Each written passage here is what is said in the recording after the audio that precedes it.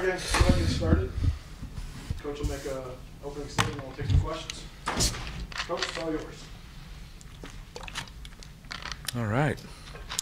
That time of year again, spring football. You know, really for us in our program, it's an opportunity for player development, which goes along with our core value number one, which is always compete.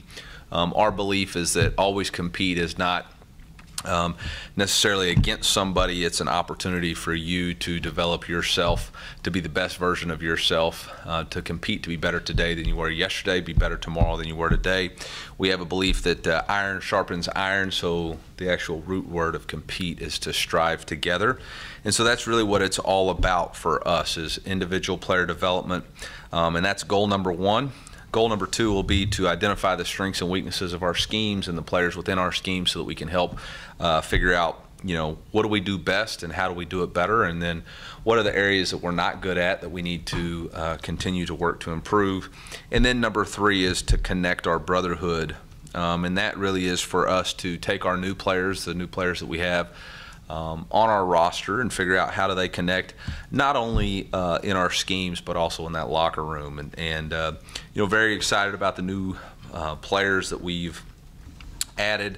You know, we added freshman Marvin Burks Jr., who we anticipate will come in and have an opportunity to contribute immediately, much like the other freshmen from St. Louis who've come in early, specifically Marvin at the rover position, Blake Craig, freshman kicker. Look for him to compete with Harrison Mevis. Austin Firestone, transfer from Northwestern at the defensive end position, where there's three guys who've left, either graduated or have left the program. Jake Garcia, quarterback, transfer from Miami, who'll have plenty of opportunity to get reps. Danis Jackson, a wide receiver from Ole Miss, who looks to compete for some positions either from players graduating or transferring. Marcellus Johnson, opportunity to come in and look forward to seeing him battle at the right tackle position. Trevez Johnson will actually be limited a little bit in spring due to a shoulder injury and rehab, but look forward to him to contribute. Obviously was a starter at the University of Florida before he came here. Dylan Leibel, a transfer quarterback from Hutchinson Junior College. I believe was an All-American junior college quarterback, and so opportunity to come in and compete and have a lot of opportunities and reps here. Ja'Kai Lang, which was was a high school defensive end from the state, from Troy. He's had a really good offseason so far. Joe Moore, legacy young man from Arizona State, transfer from Arizona State. Really excited to get him here. Obviously, an opportunity to compete at the defensive end position. Tristan Newsome, a transfer to linebacker, junior college linebacker, was a highly touted young man, defensive player, and really has the right stuff about him. Look forward to him competing. Ben Stratman,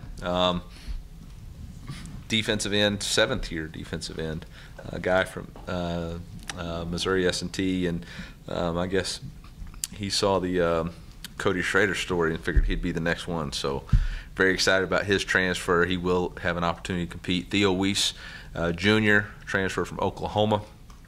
Riley Williams, I normally do my Australian accent, but I didn't have the courage to do it right there. And then Sidney Williams, cousin of Chris Abrams-Drain, but another guy who will have a chance to compete at the star position. So we're really excited about those guys. You know, spring for us is an opportunity to build on the progress of last season. You know, we finished our last 6 games prior to the bowl game 4-2. Defensively made some big-time jumps from the previous year, and was able to retain a lot of the contributing talent on that side of the ball. So very excited for Blake to really get his hands on those guys again, and then added some very good pieces out of the transfer portal. So that looks to be a strength. On the offensive side of the ball, you know, an opportunity for Kirby to really put his stamp and get our offense identity built and start putting those pieces in place with the new ideas and new things that we'll be doing there. So with that, I've got an injury update. So the only player that will be out for the entire spring will be Xavier Simmons. There will be a few guys who are limited that are still recovering from injuries or surgeries. EJ will be limited. We look forward to him probably being back practice 7 or 8 more full speed, but we'll still be working through individual and early rehab stages from an off-season or from an injury suffered in the Kentucky game. Chance is still working through some medical things to just make sure that we've got the right medicines in place for him.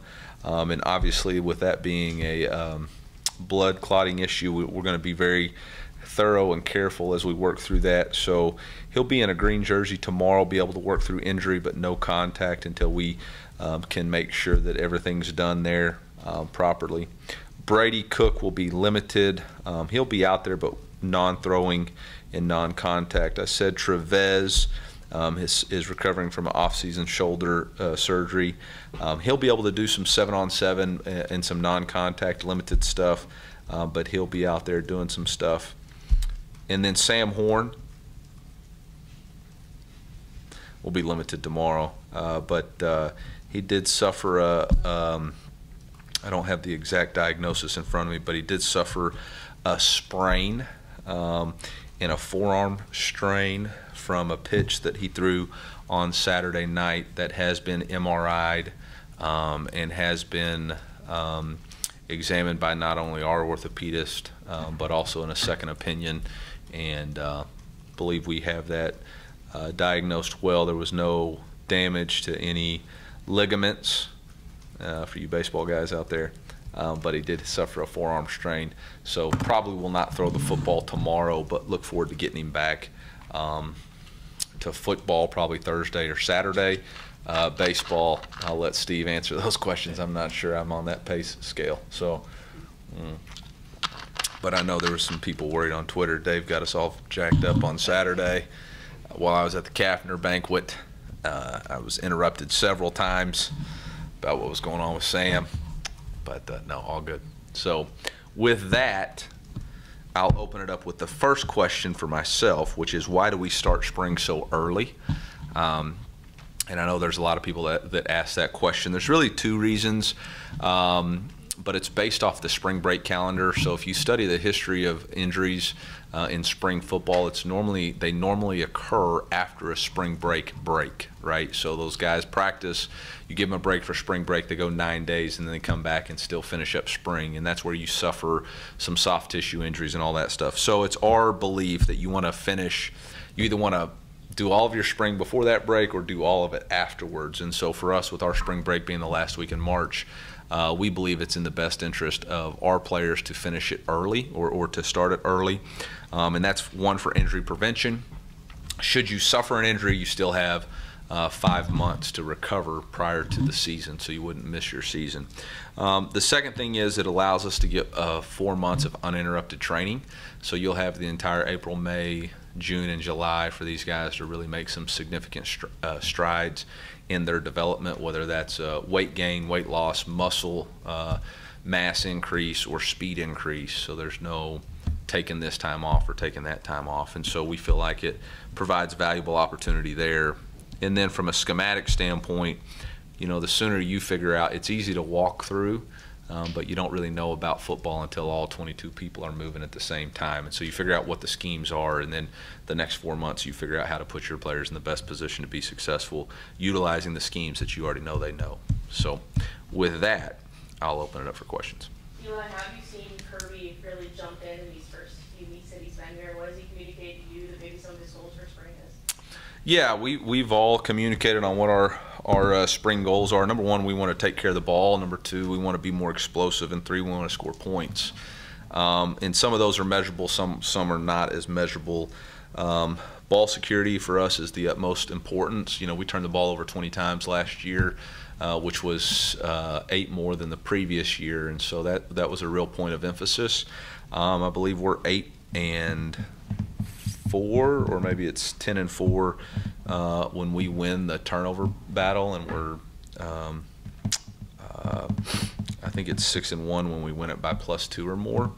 And so for both sides of the ball, turnovers and takeaways are a real point of emphasis. You know, we did take the ball away better than we had the previous year, but not as much or as many attempts as we would like. And so that was one of the things for Kirby is really emphasizing, let's take care of the ball, whether it's decision making in the back by the quarterback, Number 2 is be more explosive. We did not have nearly enough explosive plays, and usually the best way to be explosive is through the air. So being better throwing the ball vertically down the field and being able to chart that and making sure that we're doing that. And then the last one was score more points. It's a little bit tougher to do that, figure that out in practice, but you can chart that, especially when you get your red zone attempts. If we average 7 more points in that a game than we did last year, you're talking about a totally different season. So. Assuming that Sam is back in practice in a couple days or whatever, can you kind of explain the process of him participating in 2 sports at this time, and how much of that time is here and when he participates in baseball, and what you and Steve have worked out? Yeah, first off, Steve and I have had great communication, and our goal is for Sam to be the best version of himself and be the best player that he can be, right? And whether that's a Major League Baseball player or NFL football player, we want to help him achieve both of those. And I guess that's probably my high school background, that your best players can play multiple sports, and so we want to allow that. The NCAA only allows 20 hours a week, whether it's you're dual sporting it or not. So we have to be cognizant of making sure that he's only doing 20 hours a week on both sports. Really January and February have been split between football and baseball. He's been able to participate in our weight training and in our Wednesday walkthroughs. We've been having Tuesday install meetings, Wednesday walkthroughs, and he's been able to make all of those, and then does baseball. Obviously, he traveled with the baseball team to the Big 12 Challenge, played well, and then came back for us during the week, and then went back over the weekend. The month of March, it's another kind of reason that it's able for him to play both, is because during this month, the baseball team doesn't have an away game. In fact, they open SEC play the weekend of the spring game, which hopefully Sam will be back and he'll play in the spring game, and then get in a golf cart instead of a helicopter and head on over to play in that game on Saturday. So that's how we've been doing it. As far as it goes this month, like I said, we have to work through the 20-hour-a-week rule. And with his injury, I don't think it'll be as a forearm strain for a baseball pitcher is different than it would be for a football thrower. And so I think he's going to have an extended time off from baseball. So I don't think he'll be throwing a baseball for the next 2.5 weeks. So I don't know that he'll be over there hanging out and doing those things, but they ain't got him hitting yet. So yeah. I know that playing one sport in college is kind of a full-time job, right? Yeah. So I mean, just the time management and everything it takes to be able to do both of those. How big a challenge is that, and how confident are you that Sam has handled it okay so far? I mean, it's a real challenge, right? I mean, to be elite at both crafts is very difficult. On top of watching your weight, Sam's also a type 1 diabetic, so he has to monitor his blood sugar, which is something that when he first got here was a challenge that we had to really work through, just to make sure that he was constantly monitoring that. He's been able to add weight, sustain weight, and been able to be really good at that. And so I think now that he's been through a full year, full 6 months of being a student athlete here, I think he's becoming more and more comfortable of what his day-to-day routine is. I mean, he threw 97 the other day. I mean, so like he's pretty good, So like, he's pretty good, and that's our job to help him excel at what he can be the best at. And man, I know this. He's really picked up Kirby's offense really well, and our offense, and watching him handle those walkthroughs last week was really impressive. To know that he had just got done throwing 97 and coming in and doing install and handle walkthrough, and then get on a plane the next day and go pitch again. But I mean, you look at some of the great ones in the past. Kyler Murray did it. Jameis Winston's done it. There's been a lot of good players be able to do it. So I'm not going to limit him. Eli, when Brady gets to be 100%, do you view that as he's the incumbent, that's his job, or is it wide open between all your quarterbacks? Yeah, I haven't really got to that point yet. I'm focused on this spring and the opportunities that both Jake and Sam are going to have this spring. It's, Brady's going to be out there working and watching, but he's not going to be able to throw, and we'll take it as it comes. You know, I really don't, whether you're talking about Dalen Carnell or Trevez or Joseph Charleston and Sydney or Tristan Newsom and Chad and Tyron Hopper and Marcellus and Armand, everybody's got an opportunity to compete. That's the #1 core value of our team. And what you did last year, nobody cares about this year. All right, so every year is an opportunity for you to go out and earn it again. And so that's what we're all focused with doing. And it's not a Brady quote. That's not it's actually a Tom Brady quote, but it's not a apply to Brady Cook or apply to Javon Foster or apply to Cody Schrader or apply to Luther Burden. That applies to everybody within our program. I mean, if Blake Craig comes out and kicks and does a better job than Harrison Mevis, then we've got a kicking controversy too. All right, because what you did last year doesn't matter. It's about what you can do moving forward. Last year I'd give you confidence, but every year you got to earn it. You got to earn it, and that's what we're going to do. So. Eli, what traits have you seen from Jake that you like, or is it making a good fit? Well, I haven't been able to see Jake throw because of the NCAA rules, but I do know, just watching tape, he's got some arm talent. He's got natural arm talent. He's got quick release, good feet. He's got an understanding of what it takes to be an offensive player. I like just being around him. He's got the right kind of persona. I think he's done a really nice job of fitting in with his teammates and getting to know those guys. You know, he's played in some big-time ball games before, and so I think he knows what it takes to play the position, and I think he is looking forward to a chance to just grow and develop. And obviously, with what Kirby's done in his past and what we've done here with the past history of quarterbacks, I think they're all excited about the opportunity that lies ahead. Coach, with Kirby work coming in, at the press conference, he was talking about how much that kind of leaves you room to do other stuff. Yeah. Off the field. Has any of that really changed right now, or is that something more so down the line all season when we see more changes where you're free to do other stuff?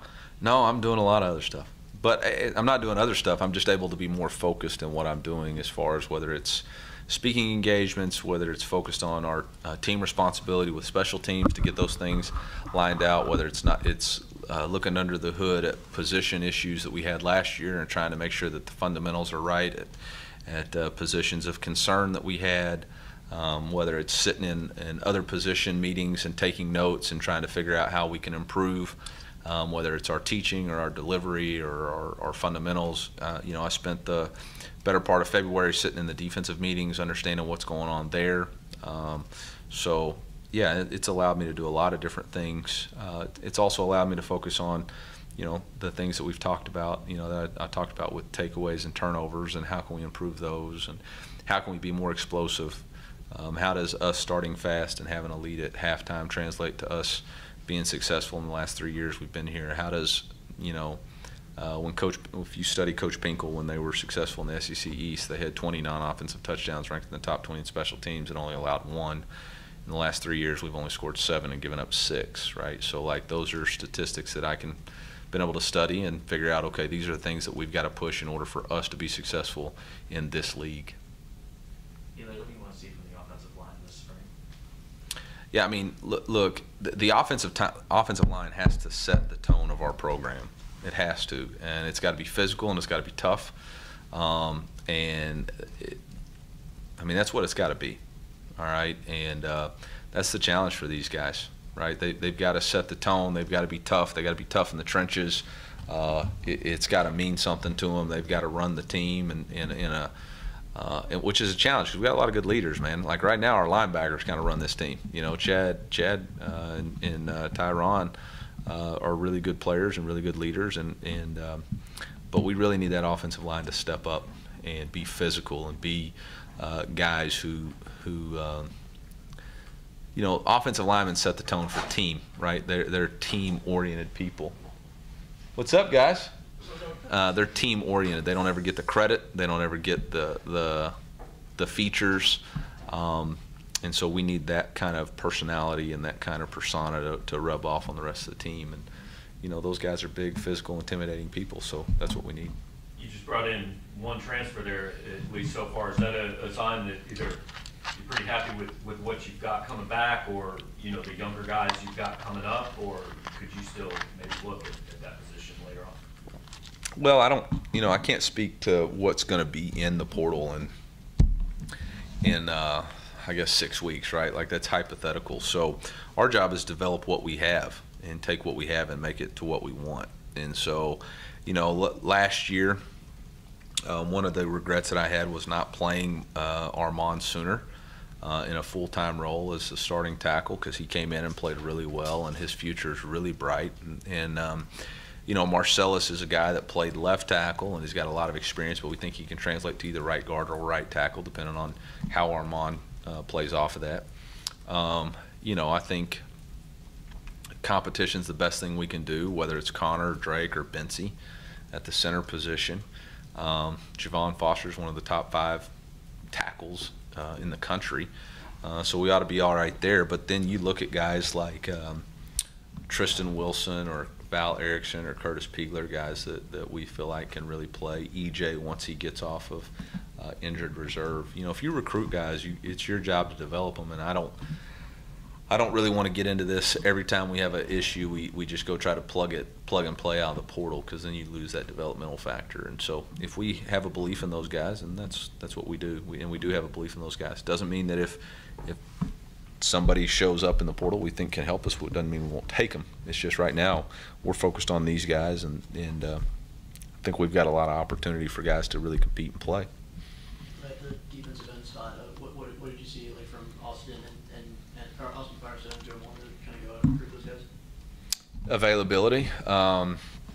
You know, Austin played in 3 games, and I talked to Coach Fitzgerald about him, and really felt like there were a ton of positives.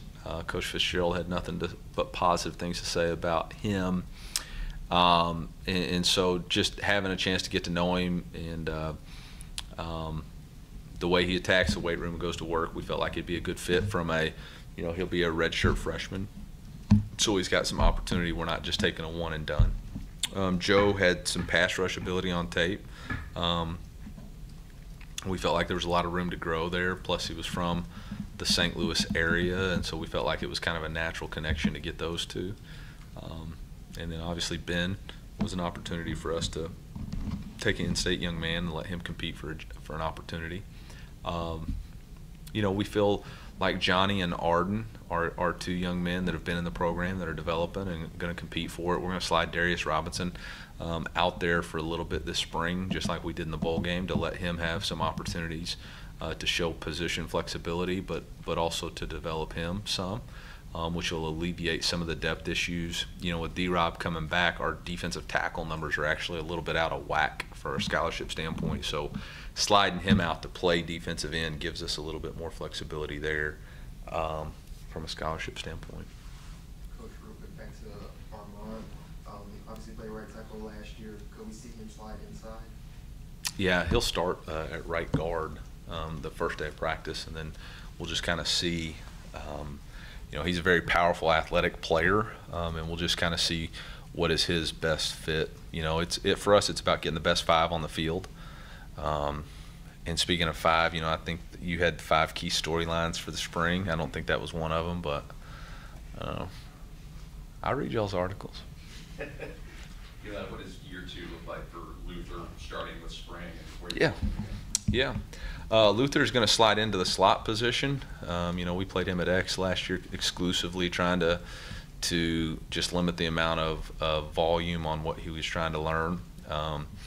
But in the past history of our offense, whether it's been at NC State, whether it's Boise State, or here, the slots get the large majority of the targets from a run and catch opportunity. And with us, with Dominic transferring, allows us to move Luther into that slot wide receiver position. Allows, you know, Chance, Theo, Danis, God, that wide receiver room's deep. Makai, Mookie, to play on the outside and also play the slot position too. So Jamarian Wayne to play outside. So allows us to get Luther in there, get a few more touches, ball in his hands, yards after contact, and then let the rest of these guys fight it out from the outside and see how it plays. And like I said, everybody's got to fight it out. I mean, Danis Jackson I think in 21 led the team in receptions at some point at Ole Miss. So there's a lot of capable players out there. We just got to get them the ball. You mentioned Jamarian, he's back at receiver full-time. Yeah, Jamarian moved back to, after the bowl game, moved back, or actually it was during the week of the bowl game, moved back to a wide receiver. You know, just with the transfer portal and some of the additions that we were able to make in the secondary, I feel like that'll be his quickest way to the field and become a contributor. That room, not just him, but you just mentioned all the transfers. I mean, it looks completely different. Demarion Houston too. I mean, crud, that dude looked pretty good in the bowl game too. Was that a pretty clear thing when you looked back at last year? Look, this is a position that we've got to kind of make over based on losses and just whatever you saw on tape last year. I mean, I think it goes to opportunities to add good players. Like, what's the best available, and how can you be the most explosive team you can be? And we had natural connections to Theo. Obviously, Demarion was already on our team, and Danis. You know, we still got Josh Manning and other guys coming in. So it's going to be a competitive room. We just got to get them the ball more frequently and more accurately.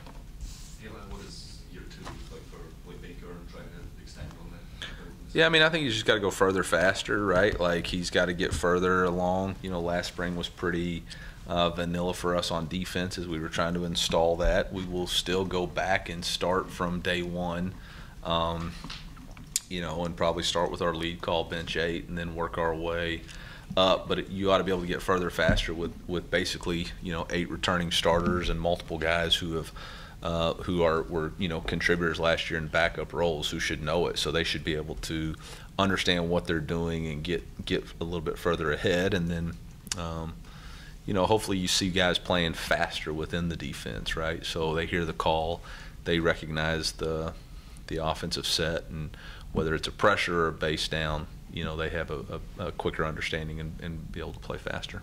Eli, tailback, Cody took a lot of snaps last year. Was this a chance for Dolores and the other guys to earn some more looks too? Yeah, I mean, I think we have to become more explosive at that position, you know, specifically yards after contact and explosive runs. And I think, you know, Cody did a lot of really good things for us.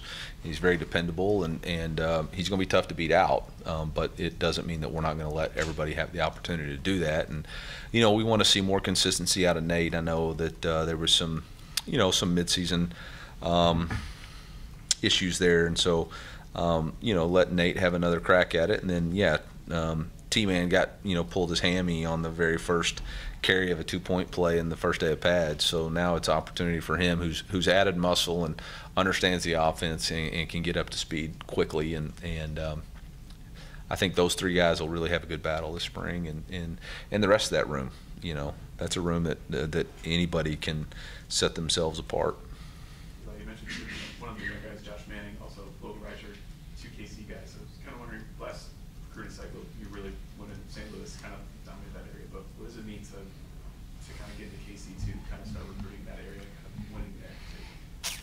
Yeah, I mean, I would argue we went in and won KC too. I mean, you look at Mekhi Miller and Armand, both true freshmen, both playing significant roles and significant reps, and so I think we've done a better than ever average job, you know, to go into that area and get 2 quality SEC players and 2 guys that'll probably be starters as true sophomores. I think it's pretty impressive, and look forward to doing more. Obviously, going back in there, and Josh, we've got Max on our team, and obviously Blake Craig. So I think it's just you know, whatever the state provides, we're going to take, right? So if there's an SEC caliber starter they're in the Boot Hill, or they're in St. Louis, or they're in Kansas City, or they're in Springfield, or they're in Mexico, Missouri, or St. Joe, I mean, we'll go find them, man. So. Coach, what have you and Coach Moore talked about as far as, you know, what you guys want to see out of the Titans this spring? Yeah, we need to be more consistent in being able to block, whether it's on the perimeter or in the trenches. We were not consistent enough in making sure that our man didn't make the tackle, creating knockback or at least a stalemate at the line of scrimmage. But you got to be able to dominate when you're blocking corners and safeties as a tight end on the perimeter, and we weren't able to do that. And we would like to, again, create more explosive plays, maximize the opportunities that we have when we're catching the football. Time for a couple more. Is the indoor on track as far as you know? When do you expect to have that fully? The indoor is on track to be given to us on the last update I got was the end of June. Obviously, that would be totally done, but you know, there's some sort of hope that maybe we can get it at the 1st of June. Maybe they're still putting up graphics or something, and people aren't able to use the restrooms or something like that while they're finishing out tile. But it looks to be done mid-June. Eli, how do you feel like Brady's, rehab recovery is on since his surgery? How have you seen him embrace that challenge? Yeah, I mean, I was there for at the hospital when Brady had his surgery and got out of recovery, and it's always a little bit of tough on athletes when they can't go out and do exactly what they've always been able to do. And so, but Brady attacks it just like he does everything else, with a great attitude and a very single-mindedness. I think one of the coolest things is him and Trevez. Trevez is a left shoulder and Brady's a right shoulder, but they work out together every morning, and they're pushing each other. And I actually got a great picture of them in the weight room the other day. Like, one of them was worn out and the other one was patting him on the back and encouraging him to keep going. And those two guys have really accepted that challenge and have pushed each other and are better for it. So I think both of them will come out of it stronger in the end. Eli, big picture, we're going on 3.5 years of every week one of us asking you about everything that's changed in college football since you took the job. Yeah, there you go. I mean, now it seems kind of settled. You're a year away from having a 16-team league and a 12-team playoff, and everybody's calling this like the last season of the old way of college football. Does it seem like you're getting close to things calming down, or do you just at this point expect something else coming around the corner all the time? No, I don't think there's any form or fashion that it's settled, because I think there's too much. I mean, there's a bill in California that's talking about, revenue sharing, and I think that's probably one of the next challenges that we're all going to have to face, is figuring out what does compensation through whatever the ways of compensation are going to be to these athletes, because we were in the SEC head coaches meetings about 2.5 weeks ago, and there's just so many other things that are out there, from playing rules to NIL to transfer portal to signing day. I don't see any settlement in college football, to be honest. So I mean, are we playing in a 9-game schedule? Do we know? Is it 8? I mean, it's only a year and a half away. We probably ought to start booking hotels. So, like, I mean, and then there's the consideration of, if you're playing a 9-game schedule, that means every other year you're playing 5 away games. And if you play a non-conference team that's a home and away, you're potentially going to be playing 6 away games every year for, SEC schools. That's not the norm from a revenue generation standpoint of home games and stuff. So there's a lot of unanswered questions out there. So I just kind of wait to find out on Twitter what's going to happen every day, and then kind of react accordingly. So yeah, I don't have a sense of settlement at all. What I have a sense is try to make do with the best, do the very best you can with the information you have at hand, and as it adjusts, adapt to the very best that you can. Eli, back to Brady. I know when he first got hurt, it was obvious that he could play through it. I mean, that was what you guys knew. But was there kind of a knowledge that, hey, this is probably going to have to be fixed after the season? Yeah, I'm not a doctor, nor do I play one on TV. But his injury was the on the backside and not the frontal, and so that is a little bit different when you're talking about a quarterback. And as far as the repair, it's still very painful, but it's not what you're talking about when you're talking about quarterbacks who have like a Drew Brees or something like that when they have those injuries. So yeah, and like I said, everything that was done was in consultation with Brady, his family, the doctors, and what was in their best interest as well as the team's best interest. So, but we never put our player in jeopardy. Contrary to what Twitter wanted to say, we never put our player in jeopardy. There was no opportunity for him to hurt it any worse, progress any worse, or was there an issue with, I mean, it was painful. Anytime you have an injury, it's painful. And he showed incredible toughness and leadership to battle through it. Do you have a timetable for maybe when you'll be back to participating fully? Yeah, again, I'm not a doctor, nor do I play one on TV, and I didn't even get the chance to stay at a Holiday Inn last night. So I'll let Zach handle that. I think there's cautious optimism that he'll start his throwing progression in April and build up to sometime in mid-June to be able to throw. No Sam Horn questions. That's impressive. That's pretty good. Thank you, guys. Yeah, good. Just answered the 2-0.